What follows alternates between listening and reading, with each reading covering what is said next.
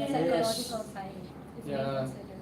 Yeah, even tell my clients, even kung saan nyo nilalagay, saan nyo nilalagay yung underwear nyo, minsan pinaplano din namin, we give you. So, it's more of ideal space that even with schools, pati yung tamang, kung ano yung mas effective for the learning of students, inaaral namin yon even if doing, yeah, what the, what Miss Ivy said, even hospitals, may mga materials na specific for hospital lang na it's not non-allergen,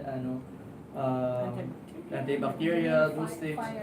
Yeah, the fire, everything, inaaral namin yun. It's way far from being a hobbyist. So, yeah.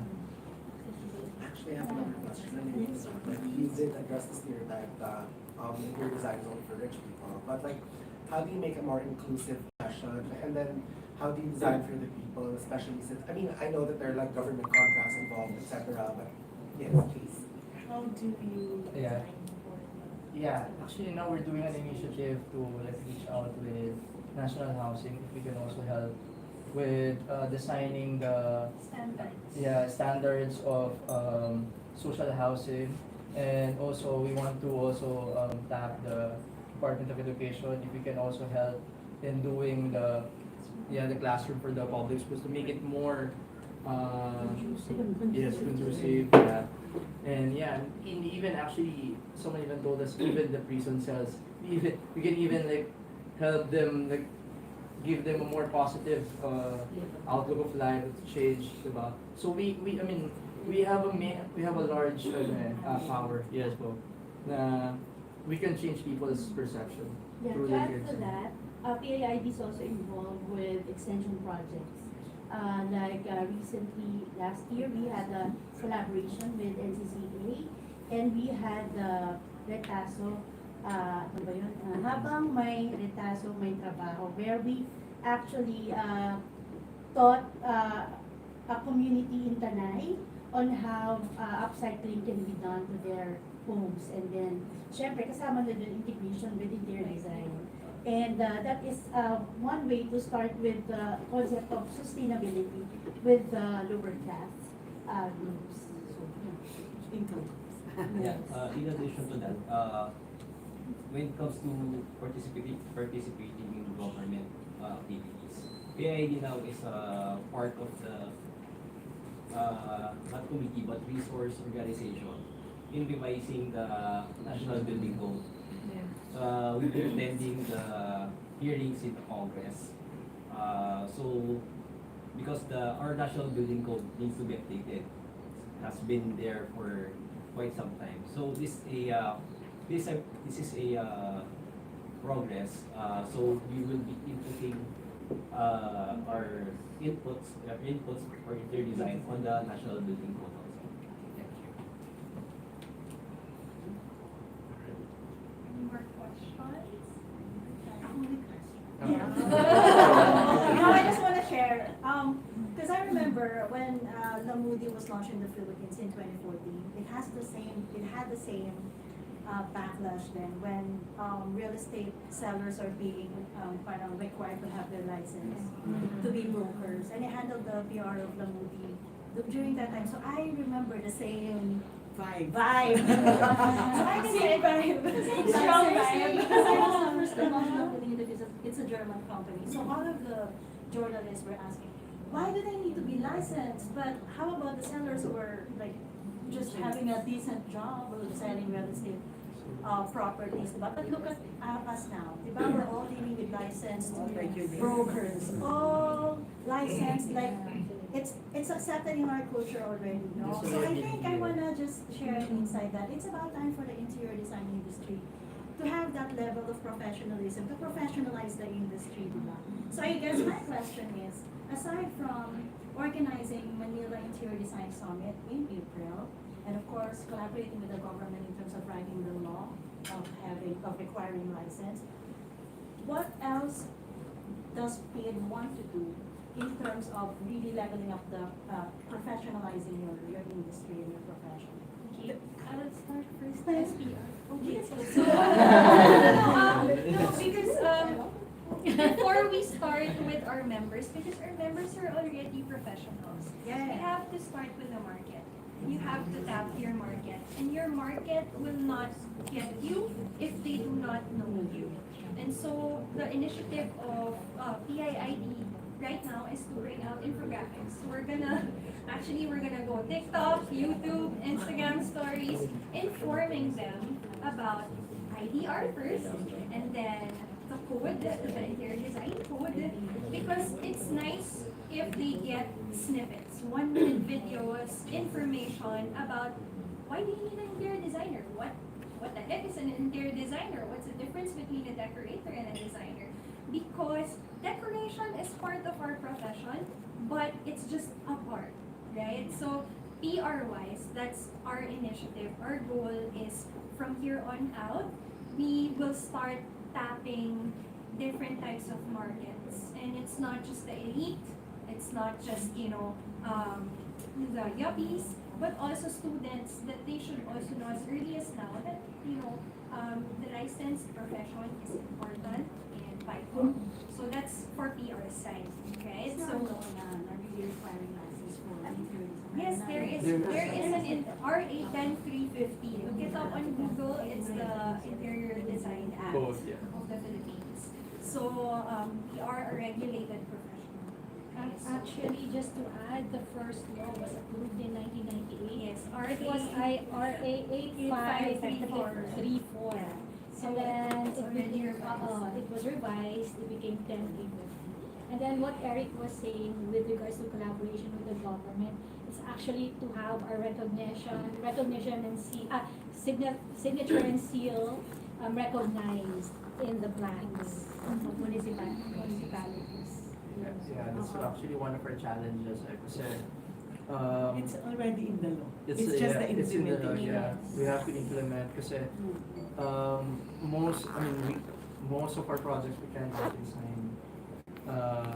Yeah, that's one of our challenges kasi. So yeah, now it's already in the Congress and Will give you a realistic understanding of why it is so. Even if it's already embedded in the law that our sign and our seal. Kasi that has always been brought up. Kasi I remember having a conversation with Congressman Topi Dinesha when we said, you keep on saying build, build, build. It horrifies me that build, build, build is happening without the designers being involved. It has to be design-centric. Otherwise, whatever we build will not enhance the nation, so to speak. And then, when in the conversation, it came out kasi engineers outnumber architects in this country. Architects outnumber interior designers. Yeah. So, pag nandun ka na, let's say, sa tawi-tawi, ang kausap mo na lang engineero. So, siya na yung designer mo, siya na rin yung arkitekto mo. Siya na yung kontratista mo. Yeah. So, that's why nationally, we have edifices that really look like they're designed by engineers. Because they really are designed by engineers. Because there really is a lack of the full composite of the professionals. Yun. So, the little small turf that we have, we're even trying to protect it, by them finally cascading our sign and seal. Kasi ang problema, sa munisipyo, engineero rin ang nakaupo. Yeah, so parang it's really an uphill battle. We have nothing against engineers. All we're saying is, if the look, the feel of rural looks like what it is, it's because there is a lack of creatives. Because the most prevalent and the most popular course is engineering. Yeah, so it's just a trivia lang. Yeah, you can contribute to that. That's it for PR side.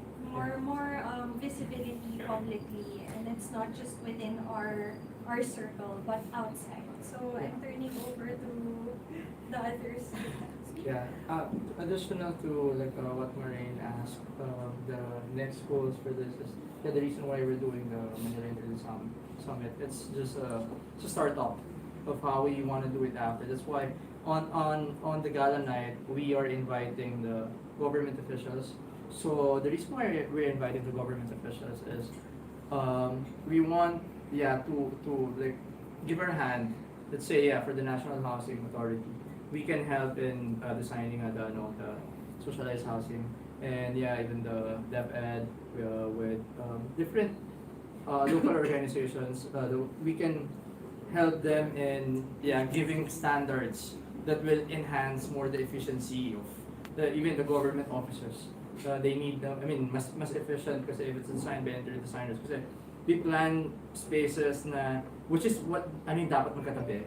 So it's more hindi siya yung designing an office okay. Design an office okay dito si secretary, dito si ganito.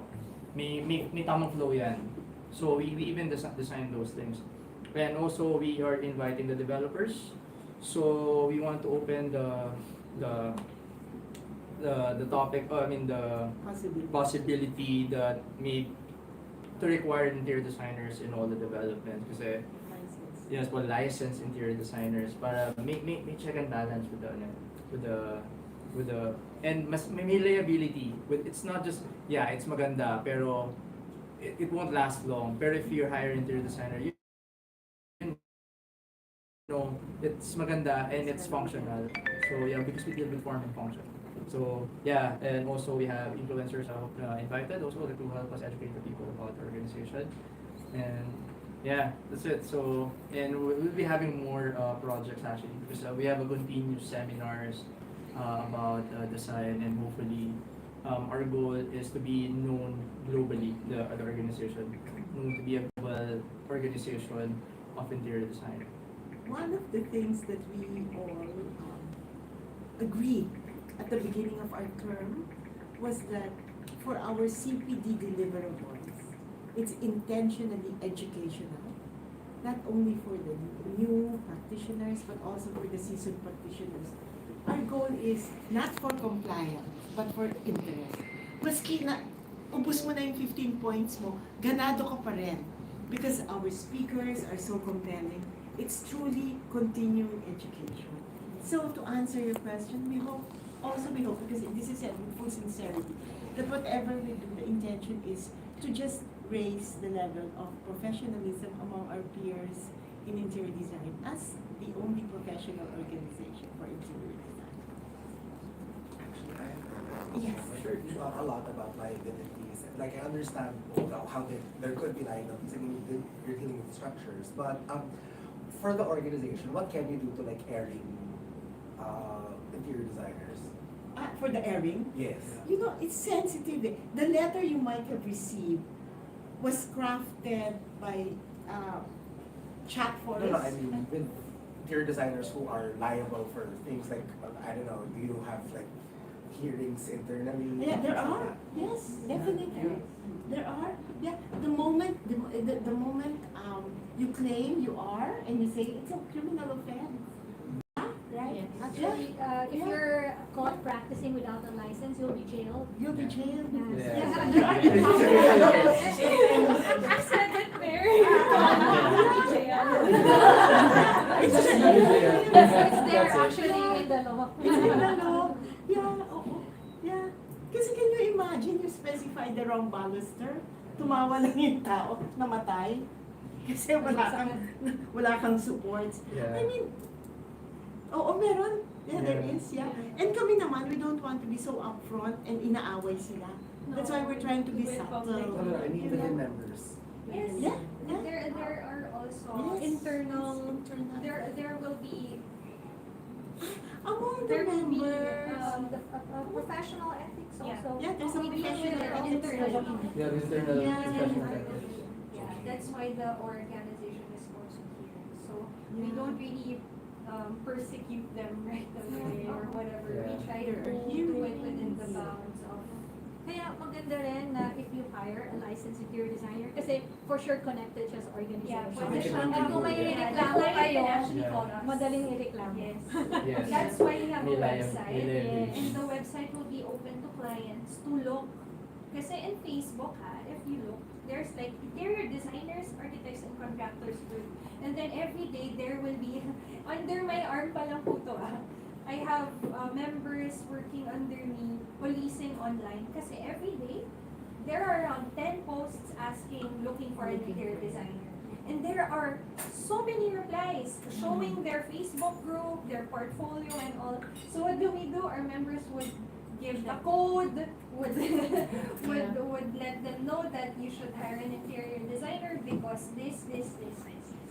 So, yun, it's really a long Yeah. battle, but at least it's been energized.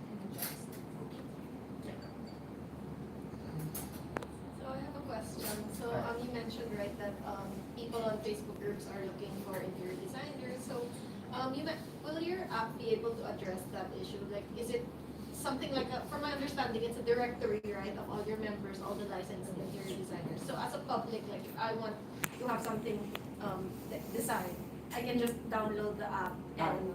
Is that how it works? It's for the or no? public, it's You the can go to the website. website. The For website. the general public. Yeah. So the app is more for networking within your Within, organization. yes. But it's connected. And The with app event is partners. connected, yeah. The app is connected to the website. So if there's an inquiry, it will notify us and then cascade it to, for example, you're looking for a designer specializing in restaurants. So, syempre, you look for members that are Yeah. specializing in restaurants. So, this is also giving opportunities and at the same time, supporting also the client's needs because you can't ask someone specializing residential to do Yeah. something. Yeah. So the process is they go to your website, Yes. they Yeah. submit the inquiry, and Yes. then it's out. Yeah. So, on the perspective naman of an aspiring interior designer, like it's one thing in school to be taught like the craft, the technicals and all that. But if they want to make it into a business, like market themselves, is that something that a program that you have to teach aspiring designers? To teach like designers.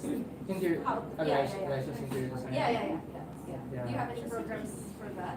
Oh, yeah. That's when we have the CPD seminars. Yes. Yeah. Actually, in our CPD seminars, sometimes we include like entrepreneurship. Yeah. Kasi like and now actually social media, Instagram, it's more of the way how. Market yourself. Yes. Because it's one thing to be taught how to do something, but it's Yes. another thing to be told how to sell what Yes. you know. Yeah. Yes. So actually, in finding an interior designer, so if you click on their names, nakalagay na yung mga social media nila there. So you can just click on their social media to check ano yung what they can do. Like, to validate it. And we will categorize if it's a residential designer, if it's a commercial for hospitality, so nakakategorize din siya. So the parang kumbaga, I guess, directory in a sense. Directory, in your website. yes. So at least it's more, alam nyo kung license talaga Yeah, yung kausap credible. nyo. Credible, yeah. Okay. Yes. I'm Richard Ibona from Edge Tabo. So yung tanong ko, you mentioned a while ago na hiring a licensed interior designer is very important talaga. So, paano po yung, let's say, yung